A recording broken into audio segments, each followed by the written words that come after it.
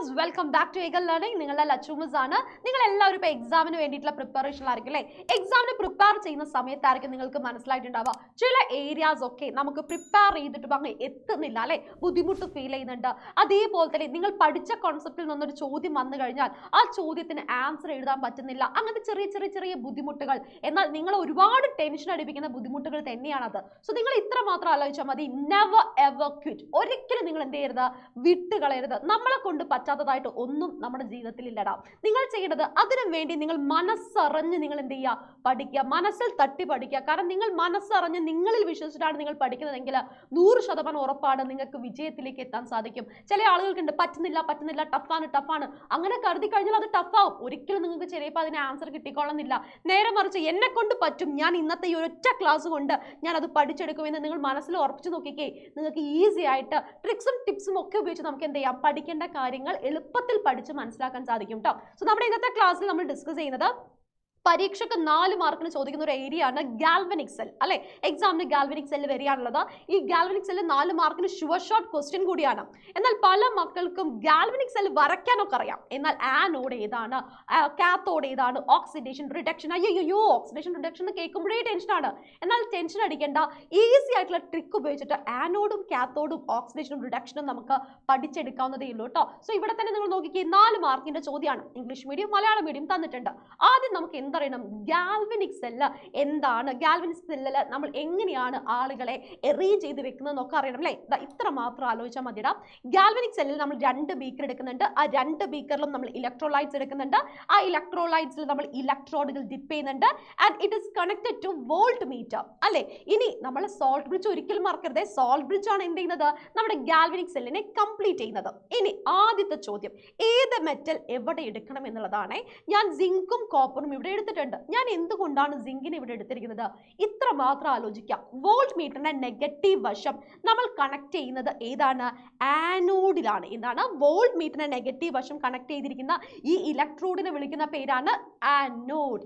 ആനോഡിൽ നമ്മൾ എപ്പോഴും എന്ത് തന്നെയാണ് എടുക്കേണ്ടത്, ഹൈലി റിയാക്റ്റീവ് ആയിട്ടുള്ള മെറ്റൽ. ആലോചിക്കണേ, വോൾട്ട് മീറ്ററിന്റെ നെഗറ്റീവ് വശം കണക്ട് ചെയ്യുന്നതിനെയാണ് ആനോഡ് എന്ന് പറയുന്നത്. ആനോഡിൽ നമ്മൾ എടുക്കേണ്ടത് എങ്ങനത്തെ മെറ്റലാണ്, എങ്ങനത്തെ ലോഹമാണ്, ഹൈലി റിയാക്റ്റീവ് ആയിട്ടുള്ള മെറ്റൽ ആണ്. അതായത് ക്രിയാശീലത കൂടിയ ലോഹമാണ് എടുക്കേണ്ടത്. സിങ്കും കോപ്പറും എടുത്ത് നോക്കിയാൽ നമുക്കറിയാം, റിയാക്ടിവിറ്റി സീരീസിൽ സിങ്ക് ആണ് മുകളിലുള്ളത്. അതായത് മുകളിൽ നിന്ന് താഴത്തേക്ക് വരുന്നതിനനുസരിച്ച് ക്രിയാശീലത കുറയുകയാണ് ചെയ്യുന്നത്, റിയാക്ടിവിറ്റി കുറയുകയാണ് ചെയ്യുന്നത്. അപ്പൊ നമുക്ക് മനസ്സിലായി, ഒരു കോപ്പർ സിങ്ക് ഗാൽവനിക് സെൽ വരയ്ക്കാൻ പറഞ്ഞാൽ സിങ്കിനെ ആയിരിക്കണം നമ്മൾ എന്ത് ചെയ്തത്, ആനോഡിൽ നമ്മൾ എടുക്കേണ്ടത്.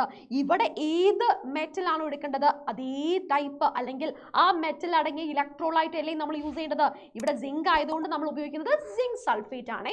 ഇനി നമ്മൾ ശ്രദ്ധിക്കേണ്ടത്, ഇത് ആനോഡ് ആണെങ്കിൽ വോൾട്ട് മീറ്ററിന്റെ പോസിറ്റീവ് വശം കണക്ട് ചെയ്തത് ഏതാണ്, കാത്തോഡ് ആണ് അല്ലെ. കാത്തോഡ് ആണ്, മാത്രമല്ല ലോ റിയാക്റ്റീവ് മെറ്റലാണ് നമ്മൾ എന്ത് ചെയ്യുന്നത്, അവിടെ നമ്മൾ യൂസ് ചെയ്യുന്നത്. അപ്പൊ നമ്മൾ ഈ 2 പോയിന്റ് കണ്ട് ഇനി ഓക്സിഡേഷനും റിഡക്ഷനും പഠിക്കാൻ വേണ്ടിയിട്ട് ഈസി ട്രിക്ക് ഞാൻ പറഞ്ഞു തരട്ടെ. ഇത്ര മാത്രം ആലോചിക്കാം, ആൻ ഓക്സ് റെഡ് കാറ്റ് എന്ന് ആലോചിക്കുക. എന്താണ് ആൻ ഓക്സ് റെഡ് കാറ്റ് മാത്രം പഠിച്ചാൽ മതിയിടാം. ആൻ ഓക്സ് എന്ന് പറഞ്ഞാൽ ആനോഡിൽ എന്താണ്, ഓക്സിഡേഷൻ ആണ് സംഭവിക്കുന്നത്, ഓക്സീകരണമാണ് സംഭവിക്കുന്നത്. ഒരിക്കലും അങ്ങോട്ടും ഇങ്ങോട്ടും നിങ്ങൾക്ക് മാറിപ്പോയില്ല. ആൻ ഓക്സ് എന്ന് പഠിക്കുക, ആനോഡിൽ ഓക്സിഡേഷൻ. റെഡ് കാറ്റ് എന്ന് പറയുന്നത് എന്താണ്, റിഡക്ഷൻ ആണ്. എവിടെയാണ്, കാത്തോഡിലാണ് സംഭവിക്കുന്നത്. അപ്പൊ നമുക്ക് ഒറ്റയടിക്ക് പറഞ്ഞൂടെ, കാത്തോഡിൽ എന്ത് സംഭവിക്കുന്നു, റിഡക്ഷൻ സംഭവിക്കുന്നു എന്ന് എഴുതാം. ഇനി മാറിപ്പോ, നിങ്ങൾ തന്നെ ഓർത്തെ, ആൻ ഓക്സ് ആനോഡിൽ ഓക്സിഡേഷൻ, റെഡ് കാറ്റ് എന്താണ്, കാത്തോഡിൽ റിഡക്ഷൻ ആണ് സംഭവിക്കുന്നത്. ഇനി നിങ്ങളടുത്ത് ഇക്വേഷൻ എഴുതാൻ പറയാണ്. ഓക്സിഡേഷനിലെ ഇക്വേഷൻ എഴുതാൻ സെപ്പറേറ്റ് ചോദിക്കും, അതുപോലെ തന്നെ റിഡക്ഷനിലെ ഇക്വേഷൻ എഴുതാൻ സെപ്പറേറ്റ് ആയിട്ട് ചോദിക്കും കേട്ടോ. അപ്പം നമ്മൾ ആലോചിക്കേണ്ടത്, നിങ്ങൾക്ക് അവിടെ ഞാൻ വേറൊരു ട്രിക്ക് പറഞ്ഞുതരാം, ഈസി ട്രിക്കാണ്, വേറെ ഒന്നുമല്ല. ഓയിൽ റിഗ് എന്ന് ആലോചിക്കുക. എന്താണ്, OIL, ഓയിൽ, RIG, റിഗ് എന്ന് ആലോചിക്കാം. ഇത് മാത്രം പഠിച്ചാൽ മതി. Oil rig, oxidation is loss of electron. ഓക്സീകരണം എന്ന് പറഞ്ഞാൽ ഇലക്ട്രോണിനെ വിട്ടുകൊടുക്കുന്ന പ്രക്രിയയാണ്. നോക്കിക്കേ, oxidation is loss of electron. Previous year question പേപ്പറിൽ ലോസ് ഓഫ് ഇലക്ട്രോൺ എന്താണെന്നും ഗെയിൻ ഓഫ് ഇലക്ട്രോൺ എന്താണെന്നും ചോദിച്ചിട്ടുണ്ട്. 1 മാർക്കിന് ചോദിച്ച ക്വസ്റ്റ്യൻ ആണ്. ഓയിൽ റിഗ് പഠിച്ചാൽ നമുക്ക് അവിടെ 1 മാർക്ക് കിട്ടിയില്ലേ. അപ്പൊ നിങ്ങൾ നോക്കിക്കേ, ഓക്സിഡേഷനിൽ നമ്മൾ സിങ്ക് ആണ് എടുക്കുന്നത്, സിങ്ക് റോഡ് അല്ലേ ഉള്ളത്. അപ്പൊ നമ്മൾ എഴുതാണ്, സിങ്ക് എന്താണ്, ഇലക്ട്രോണിനെ വിട്ടുകൊടുക്കുന്നു. എന്നിട്ട് എന്തായിട്ട് മാറുന്നു, Zn 2+ ആയിട്ട് മാറുന്നു. 2+ എന്ന് പറഞ്ഞാൽ 2 ഇലക്ട്രോണിനെ വിട്ടുകൊടുത്തിട്ടല്ലേ നമ്മൾ എന്ത് എഴുതുന്നത്, Zn2+ എന്ന് എഴുതുന്നത്. അപ്പൊ ചില ആളുകൾ ആലോചിക്കുമ്പോൾ എന്തിനാണ് 2+ എന്ന് എഴുതേണ്ട ആവശ്യം, Zn+1 എന്നോ Zn3+ എന്നോ അങ്ങനെയൊക്കെ എഴുതിക്കൂടെ? ശ്രദ്ധിക്കുക, സിങ്കിന്റെ oxidation number it is 2+. Zn gives Zn2+ മാത്രമേ വരുള്ളൂ കേട്ടോ. Zn2+ + 2 ഇലക്ട്രോൺ, ഇവിടെ 2 ഇലക്ട്രോൺ വിട്ടുകൊടുത്തതുകൊണ്ടാണ് 2+ ആയിട്ട് മാറിയത്. ഇനി റിഡക്ഷൻ എന്ന് പറഞ്ഞാൽ എന്താണ്, RIG, reduction is gain of electron എന്നല്ലേ പറഞ്ഞത്. അപ്പൊ ആലോചിച്ചേ, അവിടെ എന്താ ചെയ്യുന്നത്, ഇലക്ട്രോണിനെ സ്വീകരിക്കുകയാണ് ചെയ്യുന്നത്. കോപ്പർ അല്ലേ ഉള്ളത്, അപ്പൊ നമ്മൾ ഇവിടെ എങ്ങനെ എഴുതാം, Cu2+. എപ്പോഴും കോപ്പറിന് നമ്മൾ എഴുതുന്നത് Cu2+.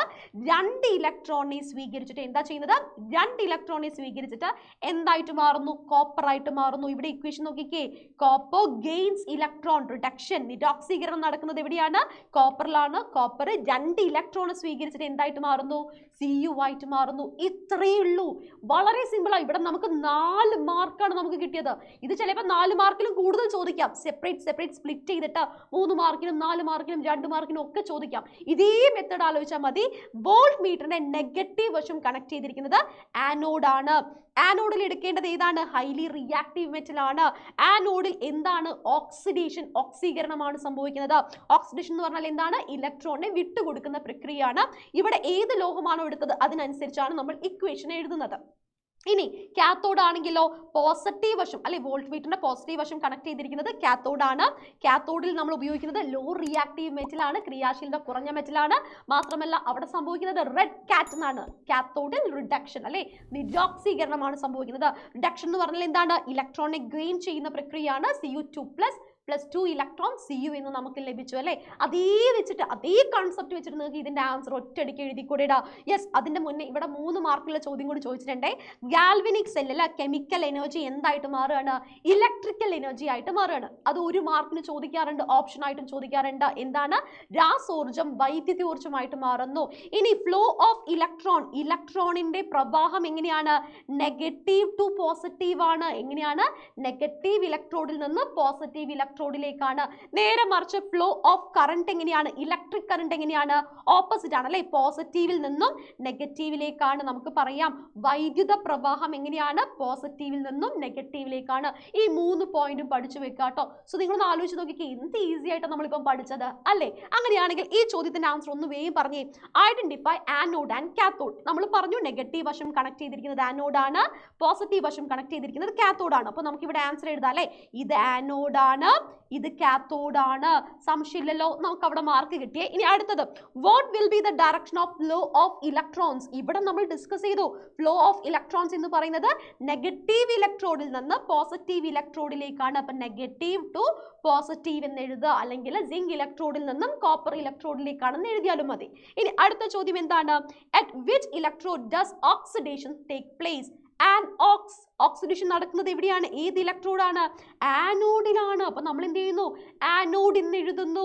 ആനോക്സ് അല്ലെ, ആനോഡിൽ ഓക്സിഡേഷൻ സംഭവിക്കുന്നു. ഏത് ഇലക്ട്രോഡാണ്, സിങ്ക് റോഡ് ആണ് അല്ലെ, സിങ്ക് റോഡ് ആണ് നമ്മൾ അവിടെ പ്ലേസ് ചെയ്തിരിക്കുന്നത്. ഇനി അടുത്ത ചോദ്യം, write the chemical equation of the reaction taking place at anode. ആനോഡിലുള്ള ഇക്വേഷൻ എഴുതാൻ പറഞ്ഞു. നിങ്ങൾ നോക്കിക്കേ, ആനോഡിൽ സിങ്ക് ആയതുകൊണ്ട് നമുക്ക് എങ്ങനെ എഴുതാം, Zn അല്ലെ, oxidation is loss of electron ആണ്. അപ്പൊ Zn gives Zn2+ + 2 ഇലക്ട്രോൺ എന്ന് എഴുതി കഴിഞ്ഞാൽ ഇക്വേഷൻ കിട്ടിയടാം. അതേപോലെ നമുക്ക് എന്ത് എഴുതാം, കാത്തോഡിലുള്ള ഇക്വേഷനും എഴുതാൻ സാധിക്കുന്നു. അങ്ങനെയാണെങ്കിൽ ഈ കൺസെപ്റ്റ് നിങ്ങൾക്ക് മനസ്സിലായല്ലോ. ആനോക്സ്, റെഡ് കാറ്റ് എന്ന് പഠിച്ചു വെക്കാം. ഈ കൺസെപ്റ്റ് ഇഷ്ടപ്പെട്ടാൽ തീർച്ചയായിട്ടും നിങ്ങൾ ലൈക്ക് ചെയ്യുക, മാക്സിമം ഫ്രണ്ട്സിലേക്ക് ഷെയർ ചെയ്യണം. എല്ലാവർക്കും ഹെൽപ്ഫുൾ ആയിക്കോട്ടെ, എല്ലാവരും പഠിക്കട്ടെ. ഇത്രയും ഈസി ആയിട്ട് 4 മാർക്കിന്റെ ചോദ്യം നിങ്ങൾക്ക് വേറെ എവിടെയും കിട്ടില്ലടാ. ഓക്കെ, ഇനി നിങ്ങൾ ചെയ്യേണ്ടത് സിങ്കും മെഗ്നീഷ്യം ഉപയോഗിച്ചിട്ട് നിങ്ങളെടുത്ത ഒരു ഗാൽവനിക് സെൽ വരയ്ക്കാൻ പറഞ്ഞാൽ ആനോഡിൽ നമ്മൾ എന്തെടുക്കുന്നു, കാത്തോഡിൽ നമ്മൾ എന്തെടുക്കുന്നു എന്നും, ആനോഡിലുള്ള റിയാക്ഷനും കാത്തോഡിലുള്ള റിയാക്ഷനും നിങ്ങൾ എന്ത് ചെയ്യുക, താഴെ കമന്റ് ബോക്സിൽ കമന്റ് ചെയ്യാം. നിങ്ങളുടെ മെസ്സേജസ് ഞാൻ ചെക്ക് ചെയ്തിട്ട് ശരിയാണെങ്കിൽ ഞാൻ തംസ് അപ്പ് തരുന്നതാണ്, തെറ്റാണെങ്കിൽ ഞാൻ കറക്റ്റ് ചെയ്തു തരാം കേട്ടോ. So all the very best. നന്നായിട്ട് എക്സാം എഴുതാം. നമുക്ക് അടുത്ത ക്ലാസ്സിൽ കാണാം. ബൈ.